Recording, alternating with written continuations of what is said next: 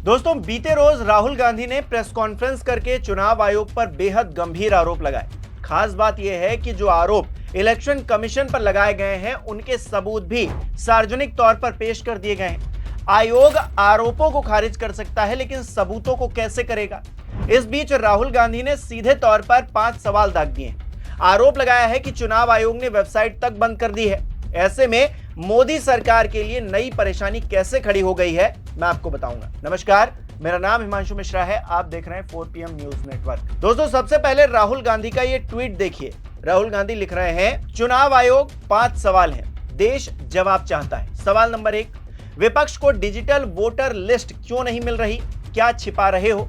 दूसरा सवाल, सीसीटीवी और वीडियो सबूत मिटाए जा रहे हैं, क्यों, किसके कहने पर? तीसरा सवाल, फर्जी वोटिंग और वोटर लिस्ट में गड़बड़ी की गई है, क्यों? चौथा सवाल, विपक्षी नेताओं को डराना धमकाना क्यों? और पांचवा सवाल, साफ साफ बताओ, क्या ईसीआई अब बीजेपी का एजेंट बन चुका है? भारत का लोकतंत्र बेशकीमती है, इसकी चोरी का अंजाम बहुत भयानक होगा। अब जनता बोल रही है, बहुत हुआ, #वोट चोरी। Here are 5 questions to the Election Commission of India. Instead of threatening us, threatening me, answer these 5 questions.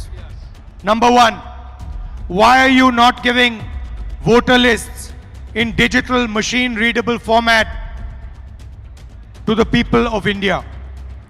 Number 2, why are you destroying video evidence? Number 3, why is ECI committing massive fraud in the voter lists? Number 4, why is ECI threatening opposition instead of answering our questions? And finally, why is ECI behaving like an agent of the BJP? तो दोस्तों, राहुल गांधी के ये 5 सवाल उन सनसनीखेज दावे के बाद आए हैं जिसमें उन्होंने वोटर लिस्ट में जोड़े गए लाखों नामों का जिक्र करते हुए कहा था कि लोकतांत्रिक प्रक्रिया का पालन न करते हुए वोट की चोरी की जा रही है।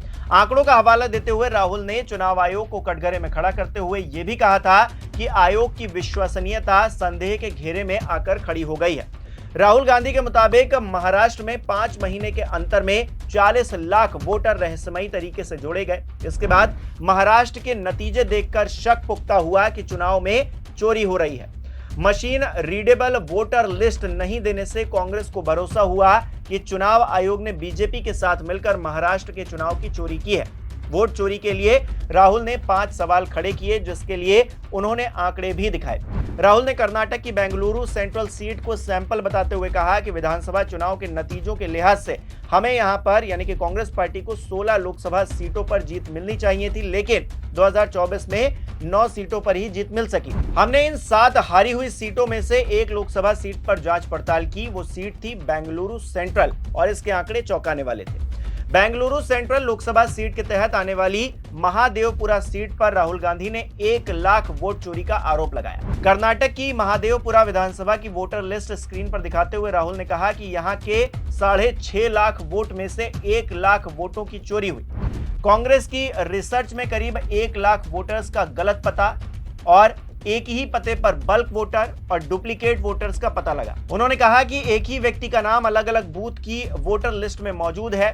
लिस्ट में कई जगह लोगों के फोटो नहीं है, कई जगह फर्जी पते लिखे हुए हैं। कुल मिलाकर 5 चीजें निकलकर सामने आई। पहली चीज, राहुल गांधी ने कहा कि 11,965 मतदाता ऐसे हैं जो 2 अलग अलग क्षेत्रों और बूथों पर वोटिंग कर रहे हैं। इसे लेकर उन्होंने कई वोटर्स के उदाहरण भी दिए, जैसे कि मतदाता आदित्य श्रीवास्तव का नाम बेंगलुरु और उत्तर प्रदेश दोनों जगह दर्ज है। दूसरा सवाल, राहुल गांधी ने कहा कि 40,000 वोटर्स ऐसे हैं जिनके पते गलत हैं या फिर उनके पते के आगे 0 लिखा है।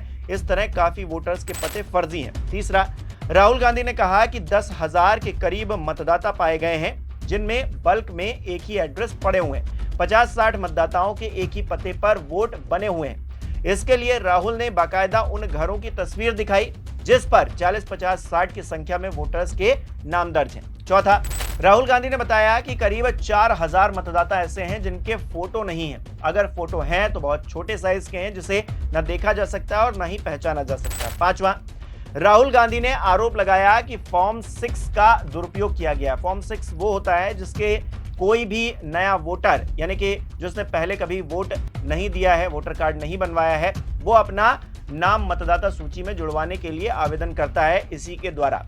राहुल ने कहा कि 70 साल की शकुन रानी नाम की एक बुजुर्ग महिला का फॉर्म 6 के जरिए नाम जोड़ा गया। उनका नाम मतदाता सूची में 2 बार दर्ज है। इस तरह वो 2 बार मतदान करती हैं। ऐसे में 33,000 लोग ऐसे हैं जो इसी तरीके के घालमेल में जुड़े हुए हैं। दोस्तों, ये सारे आरोप बहुत ज्यादा गंभीर हैं। अगर इनके जवाब नहीं मिले तो लोकतंत्र के लिए ये अच्छी बात नहीं होगी, अच्छा संकेत नहीं होगा। हालांकि आरोप लगने के बाद एक और खेल हो गया है। राहुल गांधी ने कहा है कि चुनाव आयोग मुझसे हलफनामा मांगता है। वो कहता है कि मुझे शपथ लेनी होगी। मैंने संसद में संविधान की शपथ ली है। आज जब देश की जनता हमारे डेटा को लेकर सवाल पूछ रही है तो चुनाव आयोग ने वेबसाइट ही बंद कर दी है। चुनाव आयोग जानता है कि जनता उनसे सवाल पूछने लगी तो उनका पूरा ढांचा ढह जाएगा। मुझसे इलेक्शन कमीशन एफिडेविट मांगता है। ನನ್ನದ್ರಿಂದ ಇವತ್ತು ಚುನಾವಣೆ ಆಯೋಗ ಪ್ರಮಾಣ ಪತ್ರ ಕೇಳ್ತಾ ಇದ್ದಾರೆ। मुझसे कहता है कि मुझे ओथ लेना है। ಅವ್ರು ನನಗೆ ಕೇಳ್ತಾ ಇದ್ದಾರೆ ನಿಮ್ ಮುಂದೆ ಬಂದು ಪ್ರಮಾಣ ಮಾಡಿ ಅಂತ ಹೇಳಿ। मैंने पार्लियामेंट के सामने, पार्लियामेंट के अंदर ओथ लिया है। ನಾನು इस संविधान के सामने ओथ लिया है। इस पर हाथ डाल के वोट लिया है। इस पे हाथ डालकर ओथ लिया है।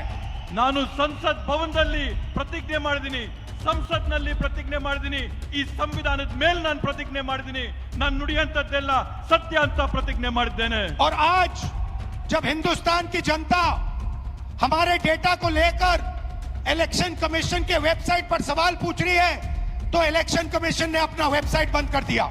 ಇವತ್ತು ನಮ್ಮ ದೇಶದ ಪ್ರಜೆಗಳು ನಮ್ಮ ಒಂದು ಪತ್ರಿಕಾಗೋಷ್ಠಿ ನೋಡಿದ ನಂತರ ಚುನಾವಣೆ ಆಯೋಗದ ವೆಬ್ಸೈಟ್ ಅಲ್ಲಿ ಪ್ರಶ್ನೆ ಮಾಡಕ್ಕೆ ಪ್ರಯತ್ನ ಮಾಡಿದ್ರೆ ಚುನಾವಣೆ ಆಯೋಗದ ವೆಬ್ಸೈಟ್ मध्य प्रदेश, राजस्थान, बिहार के वेबसाइट बंद कर दिए हैं।